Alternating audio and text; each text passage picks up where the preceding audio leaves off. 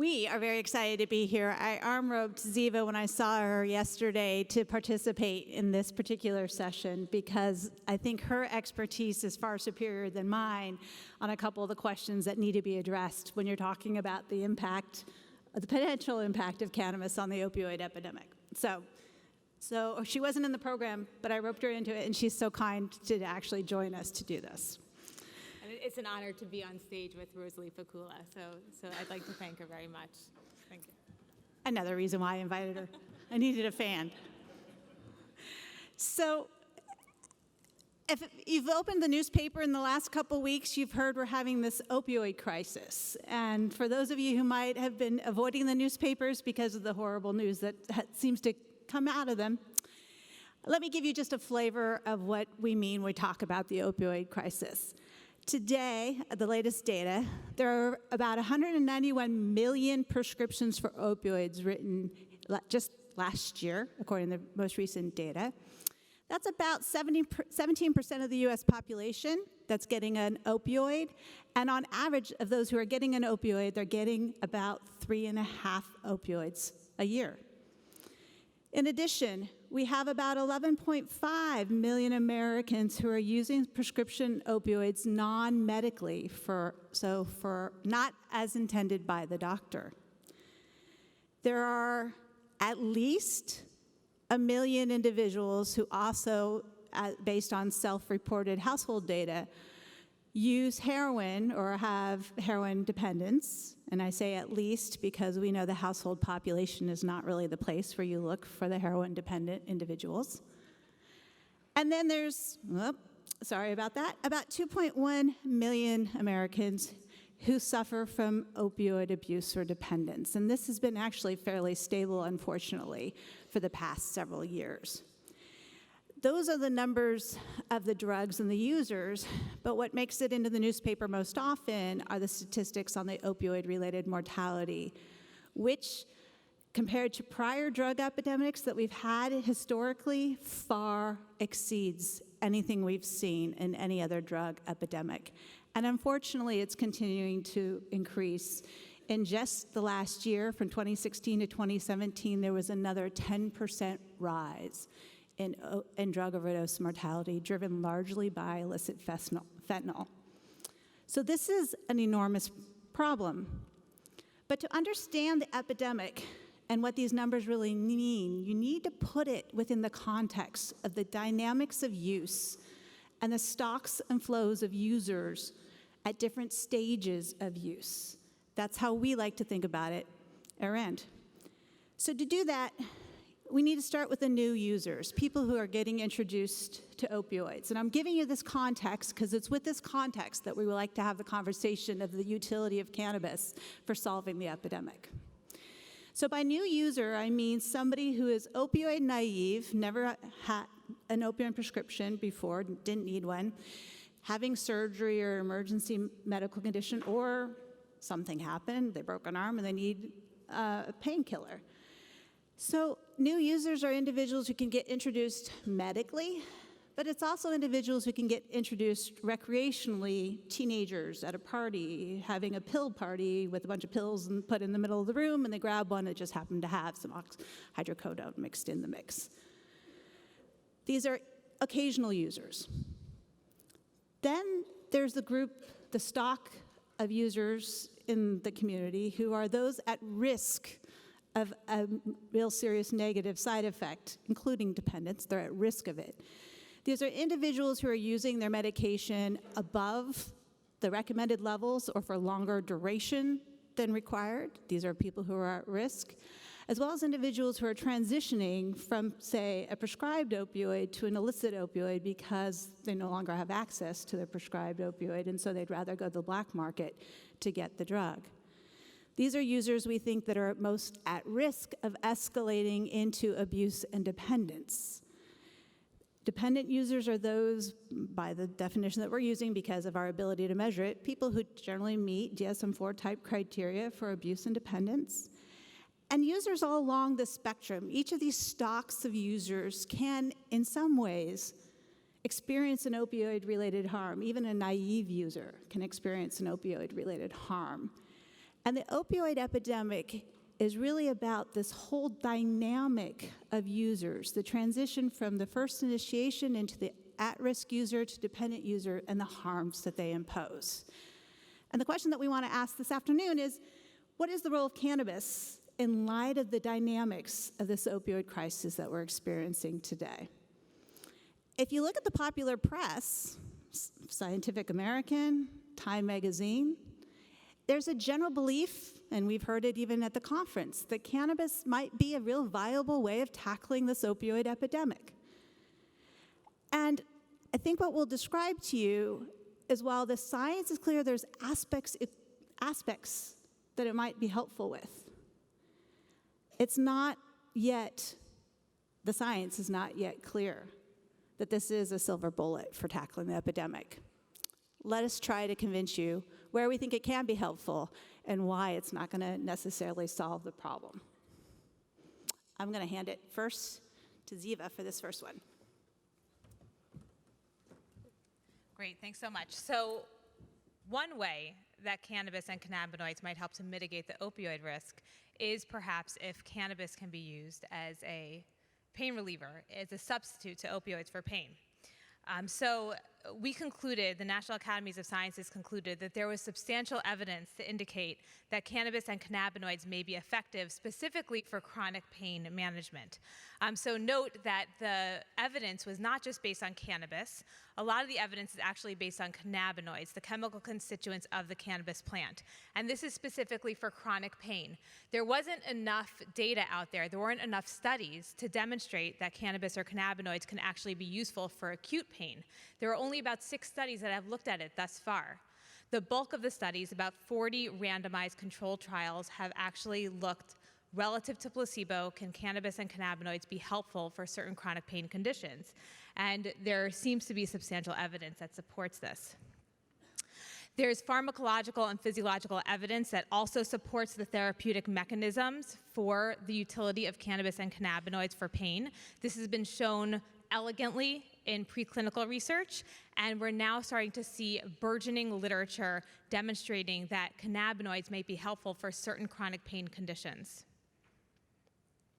And it should be noted, and a lot of us have already heard this today, that patients, medical cannabis users, overwhelmingly report that the primary indication for which they're using medical cannabis is pain. And these medical cannabis users are reporting that it is helpful. So we have evidence from randomized controlled, placebo-controlled trials indicating that cannabinoids, and in some cases cannabis, might be helpful for chronic pain. And we also have these subjective reports indicating that medical cannabis has been helpful for people who are seeking out cannabis to help with their pain. So what does the epidemiological and ecological literature say about this? Well, some economists, dad and daughter team, have done a series of studies looking in Medicare and Medicaid data that have been replicated by Igor Grant and Yuyan Shi, who's here in the audience as well, identifying that states that have medicalized marijuana have indeed shown lower rates of prescription for opioids after the medical marijuana stores opened. And in the case of the Igor Grant, Yuyan Shi team, they actually showed the same thing for legal cannabis. And that suggests that what the impact of cannabis on pain might actually be pretty valuable. Keep in mind, I was talking initially about initial pain. That's important for a couple of reasons. First, while the prescription drug data does suggest a decline in the amount of opioids being prescribed in states that have adopted medical cannabis programs, the opioid distribution data that is reported through the DEA does not show the same declines in the amount distributed to states. In a study that I did with my colleague David Powell, where we also find an impact on opioid-related harm, we see no impact of medical marijuana on the amounts of opioids distributed to hospitals, pharmacies, and doctors in states that have adopted medical marijuana policy. So that's a little bit of a conundrum. We're seeing in the claims data a decline, but we're seeing in the distribution data no change. There's a question that needs to be answered there. But it's also important to keep in mind, if we're talking about tackling the new users, then we need to think about the first condition for which people are getting the opioids. And in the recent studies that have been done, looking at the opioid-naive patients, the first opioid use is largely for a surgical procedure, sometimes a dental surgical procedure, but a medical emergency. And these are doctors that are not real likely to prescribe cannabis in lieu of an opioid for acute pain. So in the case of tackling new initiates in the medical market, I think it's unlikely that I'm not going to attribute this to Ziva, I think it's unlikely that cannabis is going to reduce new initiates for medical purposes. It might reduce the amount that's sitting in the medicine cabinet for the recreational user, but it's not clear because of that distribution of opioids is not affected in medical marijuana states. I'll come back to that conundrum in a minute. We're going to go to at-risk use next.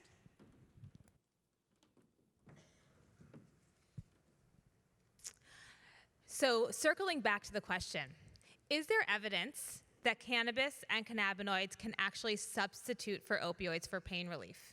Okay, so this is one of the primary areas that cannabis might actually be helpful in reducing our reliance on opioids, is can it actually substitute for opioids for pain?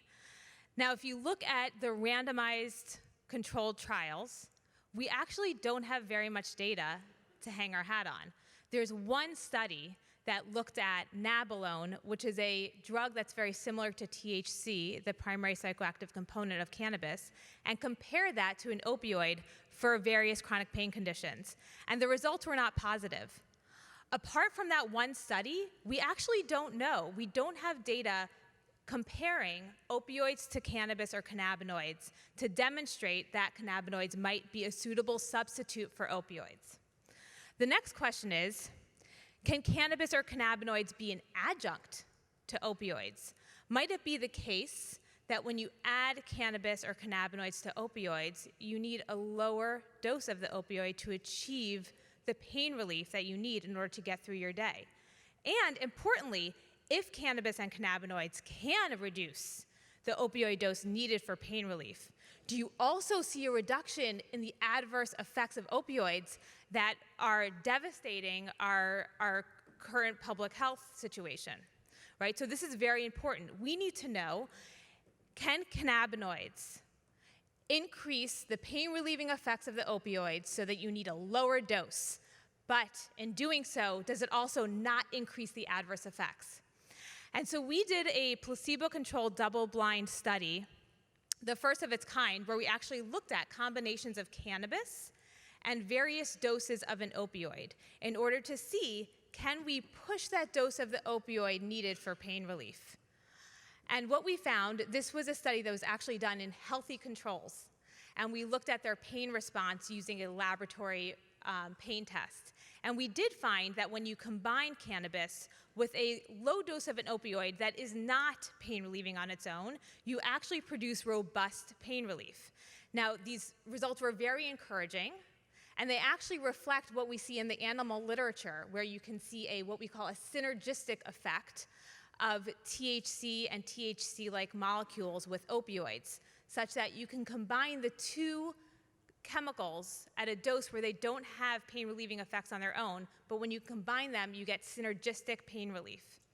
And in those animal models, you get that robust pain relief, but you don't get an increase in the adverse effects, like an increase in the rewarding effect of the opioids, which is really important. So when we think about the utility of combining cannabis and cannabinoids with opioids, again, we want to make sure that we're not going to see an increase in the adverse effects of opioids. So what do we see? We actually see that there might be some hint that the cannabis might increase the abuse liability, the addictive potential of the opioids. But it's modest, and it's a hint right now. And we have a grant right now to actually look at this further. Is it actually true that when you combine cannabis with a very low dose of an opioid, do you also increase the abuse potential alongside its analgesic potential? This is a critical question to ask. I want to say that one aspect of the potential utility of cannabis and cannabinoids to help curb the opioid epidemic is understanding the potential for these chemical entities, these cannabinoids, to somehow reduce the degree of dependence that people experience when they're taking opioids, or to reduce the potential tolerance that sometimes leads to increasing doses of opioids. And this has been a hope. There's evidence in, again, the preclinical literature and animal models that does suggest that when you add cannabinoids to opioids, you can actually decrease the rate of tolerance that develops. We have not yet seen this in human studies, and this is also an area that is extremely important to pursue in order for us to understand if cannabis and cannabinoids can potentially be an adjunct to opioids for pain relief.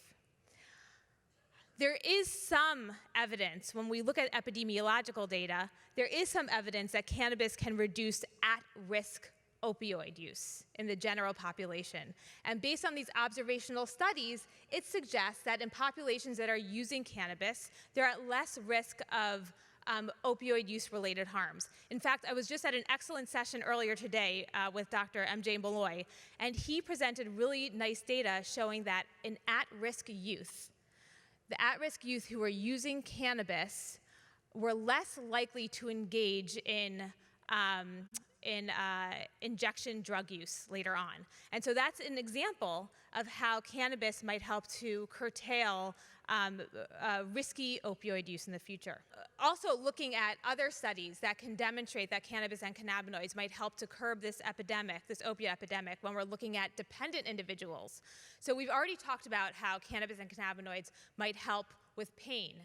And we now want to know, can it actually help with opioid use disorders? So there's nice data that demonstrates that cannabis use, this is observational data, that cannabis use can actually improve retention in studies of medications for opioid use disorders. So this has been shown with agonist replacement therapies such as methadone. It's also been shown with antagonists such as naltrexone.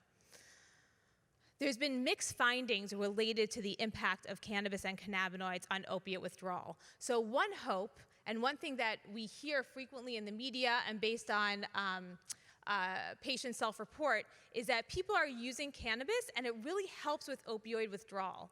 So there is self-report data where we can see that cannabis might have some effect on opioid withdrawal, and we see this in the preclinical literature as well.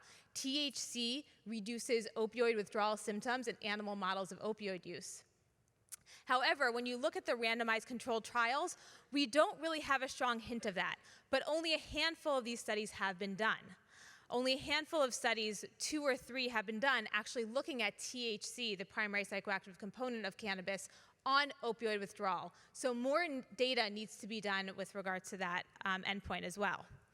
And it's also unclear if cannabis and cannabinoids actually can reduce drug use, opioid drug use. So once people are have decided to stop using opioids, can cannabis help them to decrease rates of relapse? And the truth is we don't know. There's one study with a small sample size that actually looked at cannabidiol. Cannabidiol is a non-intoxicating component of the cannabis plant that we heard a little bit about today, earlier by Dr. Grant. And there's one study that showed that cannabidiol helps to reduce craving in heroin-dependent individuals. So there's that one study, that one randomized controlled study, that does indicate that perhaps cannabinoids might help to decrease relapse rates in people with opioid use disorder. So now we get to what is probably the good news of the story, opioid-related harms. And here there's been a series of scholarly papers that have made it into the press because of the significance of the findings that basically suggest that medical cannabis policies and a few, they're starting to look at recreational policies, are actually associated with reductions in opioid-related mortality. There is no evidence, however, that availability of medical cannabis or recreational cannabis impacts mortality related to heroin and synthetic fentanyl. Why is that important? I'll come back to that in just a minute. But the studies that are looking at the effects of medical marijuana on opioid-related mortality find the effects overwhelmingly and significantly only on prescription opioids. It's not just mortality that seems to be negatively associated with the availability of marijuana. There's also reductions in fatal car accidents, opioid-involved fatal car accidents, and then treatment admissions, as well as hospital ED visits and admissions. So that's the good news.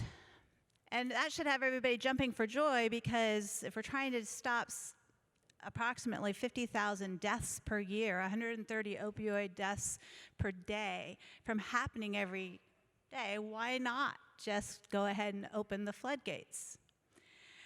And the reason, as I'm constantly reminded by a good colleague and friend of mine, Keith Humphreys, is that while these studies have been very important in showing a very significant association, there is a myriad of things that are also happening trying to tackle the opioid epidemic that are not always accounted for in these studies. So as much as we would like to say that this seems to be really valuable and really important for reducing opioid-related harm, and there is indeed an association, we cannot rule out yet the plausibility that some of this is due to these other opioid-related policies that are being enacted not just at the state level and the federal level, but within healthcare systems. Things like what was written up in Science by Jason Doctor, notices to doctors who have a patient that they care for die of an opioid-related mortality. They write a Dear Doctor note to these doctors, and all of a sudden they start decreasing the amount of opioids they're prescribing. Or a really cool nudge experiment that was done in a couple of different healthcare systems and being more broadly adopted, where the default in the medical record, EPIC record, instead of prescribing 30 days of an opioid, the default is 7 days of an opioid. And just changing the default in the electronic record has impacted prescribing by physicians in healthcare systems adopting these policies. This is happening simultaneously with the advent and the growth of marijuana markets. And as scholars, we have to be careful to understand what is it that's driving these changes in mortality. I used to be feeling confident by the fact that we saw it in a variety of different data sets, claims data and mortality and hospital admissions, and geez, all of these, they're all telling the same story. That must mean that it's true. But then I'm reminded of the other things that are also happening in our efforts to tackle this opioid crisis that are happening simultaneously. Broad-scale distribution of naloxone overlaps with the opening of medical marijuana dispensaries, both of which should reduce opioid-related mortality. So, in summary, do we think that cannabis policy can significantly reduce the opioid epidemic as it exists today in terms of reducing the number of new initiates? Well, we know from prescription fills that actually new opioid prescriptions to naive users, people who have not had them in the past, have actually been declining, just like total prescriptions have been declining since 2010. So in essence, it seems like we're past the peak of new initiation in the dynamics of this epidemic. Yes, it is true that opioids might be helpful for some of the conditions where a new user might be introduced, but it's unlikely, given the federal prohibition, that the key doctors involved in the medical systems, the ER department, in the emergency situation, are likely to say, oh, go home and take cannabis instead of here's your prescription for your painkiller. And with all of this, it's important to also keep in mind that rates of heroin initiation are rising. recently it was the case that the vast majority of heroin users, the first-time heroin users, were people who were transitioning from prescription opioids. However, a few recent studies that are taking a more careful look and trying to understand the geographic differences in the opioid epidemic have found that users in places like Seattle and San Diego were much more likely to have initiated heroin, having first initiated a prescription opioid, than people on the East Coast. In the East Coast, 77% of the people who are using heroin initiated with a prescription opioid. It's around 44% for San Diego and somewhere in the middle for Seattle. So there's important differences to help us understand it. And the question then is cannabis going to be the answer for stopping somebody from using heroin? Possibly, in light of the study that was just referenced here today, but we need a lot more work. So it's unlikely, in my assessment, again, I won't attribute it to Ziva, that this is going to tackle new use. What about misuse? Here, I think it's a lot more plausible, because a lot of the opioid-related mortality that occurs because of sustained use of an opioid. And if cannabis is effective at reducing the length of time that someone is using an opioid, because it is as effective or more effective when used with lower doses of an opioid at misuse, then there's hope that it could be effective. Rates of prescription opioid misuse, according to the household survey, have already seemed to stabilize. So this stock of users has already seemed to be stabilizing. So at this point, with marijuana as available as it is. And the rates of transition into heroin use and injection drug use seem to still be rising. So that's a problem. Because while cannabis might be effective at misusing opioids, prescription opioids, the evidence suggesting that it's effective at reducing the transitions to heroin haven't been carefully studied yet, except for with the young users. We need a lot more work there. And why is that so important? Because mortality today is being driven by the illicit heroin and fentanyl in the markets. The opioid epidemic today has significantly transitioned into an epidemic of the black market. So medical cannabis has been available in many places, and this transition has continued to occur.